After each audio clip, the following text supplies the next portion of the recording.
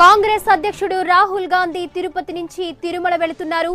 అలిపిరి మెట్ల మార్గం నుంచి కాలినడకన తిరుమల వెళుతున్నారు. ఈ నేపథ్యంలో భద్రత కట్టుదిట్టం చేశారు.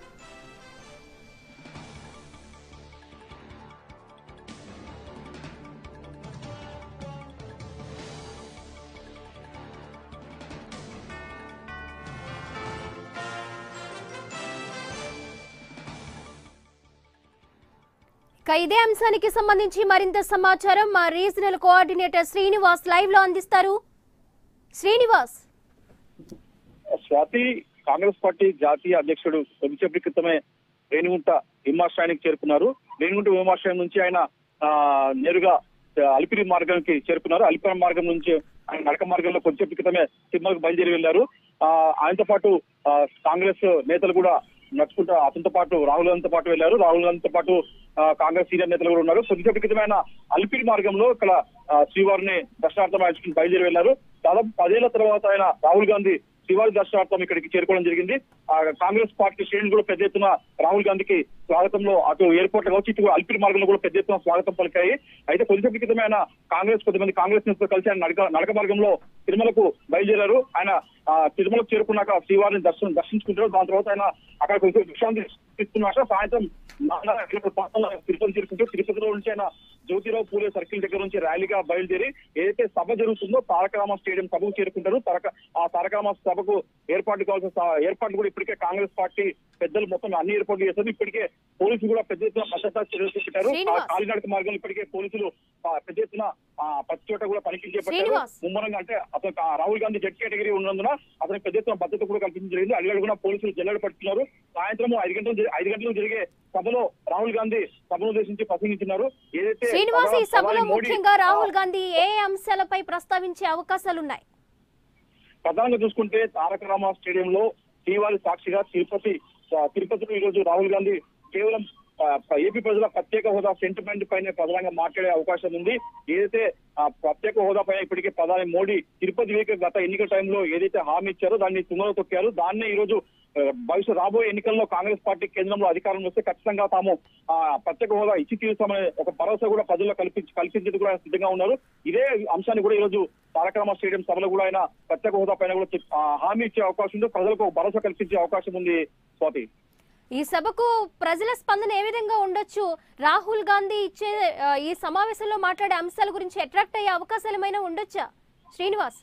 అయితే స్వాతి, ఏదైతే తిరుపతి సభకు కావాల్సిన ఏర్పాట్లు పెద్ద ఎత్తున ఇప్పటికే కాంగ్రెస్ పార్టీ శ్రేణులు పెద్ద ఎత్తున ఏర్పాట్లు చేసి మొత్తం నగరం అంతా కూడా అయితే సభ జరుగుతుందో ఆ సభ వ్యాప్తంగా కూడా పెద్ద ఎత్తున కూడా అక్కడ మొత్తం పెద్ద పెద్ద బ్యానర్లతో కూడా కాంగ్రెస్ పార్టీ శ్రేణులు కూడా స్వాగతం పలికాయి. అయితే ఈ రోజు సభలో ప్రధానంగా చూసుకుంటే ప్రత్యేక హోదా పైన ఈ రోజు ఆయన కేవలం కాంగ్రెస్ పార్టీతో సాధ్యమవుతుంది. కాంగ్రెస్ పార్టీ అధికారం నుంచి ఖచ్చితంగా మొదటి సంతకము ఏపీ ప్రజలకు ఆశయంగా ఉన్న ప్రత్యేక హోదా పైన సంతకం పెట్టాలని చెప్పేసి రాహుల్ గాంధీ ఈ రోజు ప్రజలకు ఈ రోజు తిరుపతి వేదికగా ఏపీ ప్రజలకు భరోసా ఇవ్వనున్నారు. అయితే దీనిపైన కూడా ఇప్పటికే ఈ సభకు కూడా పెద్ద ఎత్తున పదవులను తరలించేందుకు కూడా కాంగ్రెస్ పార్టీలు ఇక్కడికి ఏర్పాట్లు చేశాయి. దాదాపు 50,000 పైగా జన సమీకరణ జరిగేలా కూడా ఇక్కడ ఏర్పాటు చేశాయి. అయితే ప్రజల మటుకు ఎంతో అంటే ఒక విధమైన ఆశతో ఉన్నారు. ఒకవేళ కేంద్రంలో కూడా అధికారంలోకి వస్తే మటుకు ఖచ్చితంగా కాంగ్రెస్ పార్టీ ఒక ప్రత్యేక హోదా ఇచ్చేందుకు కూడా ఆస్కారం ఉందని చెప్పి కూడా స్థానిక ప్రజలు కూడా అభిప్రాయం వ్యక్తం చేస్తున్నారు. స్వాతి, శ్రీనివాస్, రాష్ట్ర విభజన కాంగ్రెస్ పార్టీ ఆధ్వర్యంలోనే జరిగిందని గట్టిగా నమ్మి గత ఎన్నికల్లో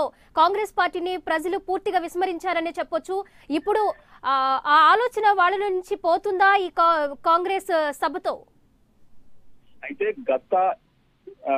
గతంలో విభజన టైంలో ప్రత్యేక హోదా గురించి ఎలాంటి స్పష్టత లేకుండా పార్లమెంట్ లో రాష్ట్రాన్ని విడగొట్టి తెలంగాణ రాష్ట్రాన్ని ఇవ్వడం జరిగింది. అయితే దాని తర్వాత అధికారంలోకి వచ్చిన తెలుగుదేశం పార్టీ బీజేపీ ప్రత్యేక హోదా ఇస్తుందనే ఒక రాష్ట్ర అభివృద్ధి కోసమే కేవలం వాళ్ళతో జతకట్టడం జరిగింది. అయితే 4 సంవత్సరాలు అయినా కూడా ప్రత్యేక హోదా గురించి ఎటువంటి హామీ కేంద్రం నుంచి ఇవ్వకపోవడంతో చివరకు ఇప్పుడు కాంగ్రెస్ పార్టీ ముందుకు వచ్చింది. ఏపీ ప్రజలకు ఏదైతే ప్రత్యేక హోదా ఉందో ఆ హోదాని ఖచ్చితంగా మేము మళ్ళీ తిరిగి ఏదైతే రాష్ట్రానికి అన్యాయం జరిగిందో ఆ అన్యాయాన్ని న్యాయం చేసే విధంగా కూడా కాంగ్రెస్ పార్టీ పోరాడుతుందని చెప్పేసి కూడా కాంగ్రెస్ పార్టీ పెద్దలు చెప్తున్నారు. ఖచ్చితంగా ప్రత్యేక హోదా ఇచ్చి తీరుతామని చెప్పేసి కూడా కాంగ్రెస్ పార్టీ భావిస్తుంది చెప్తున్నారు. అయితే ప్రజలు కూడా మరి అంటే ఇన్ని రోజులు 5 ఏళ్ల కాలంలో కేంద్రంలోని బీజేపీ ప్రభుత్వం ఎలా రాష్ట్రానికి వంతన చేస్తూ వస్తుందో, నిధుల విషయంలో కావచ్చు, అలాగే ప్రాజెక్టుల విషయంలో కావచ్చు, అయితే రాష్ట్రానికి ప్రత్యేక రైల్వే జోన్ కావచ్చు, అలాగే ఉక్కు పరిశ్రమ కావచ్చు, అలాగే ఇలా వివిధ సమస్యలపైన కూడా కేంద్రం ఎలాంటి స్పష్టత లేదు. ఒక విధంగా చూసుకుంటే ఆంధ్రప్రదేశ్ రాష్ట్రం పైన చిన్న చూపు చూస్తూ వస్తుందని చెప్పేసి కూడా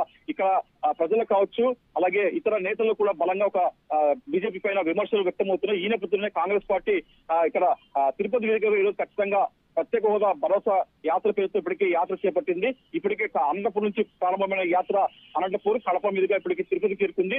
ఈ రోజు సభా వేదికగా మరోసారి కాంగ్రెస్ పార్టీ ఏపీ ప్రజలకు ఖచ్చితంగా భరోసా ఇస్తామని చెప్పేసి, ప్రత్యేక హోదా ఇచ్చి తీరుతామని చెప్పేసి విధంగా కూడా వాళ్ళు ప్రజల్లో ఒక నమ్మకం కలిగించేందుకు కూడా ఒక ప్రయత్నం చేస్తారు. మరి దాన్ని ప్రజలు ఎంతవరకు దాన్ని వాళ్ళు విశ్వసిస్తారని చెప్పి మనం చూడాల్సి ఉంది. గత ఎన్నికల్లో చూసుకుంటే కాంగ్రెస్ పార్టీ ఘోరంగా పరాజయం ప్రజల్లో పాలైంది.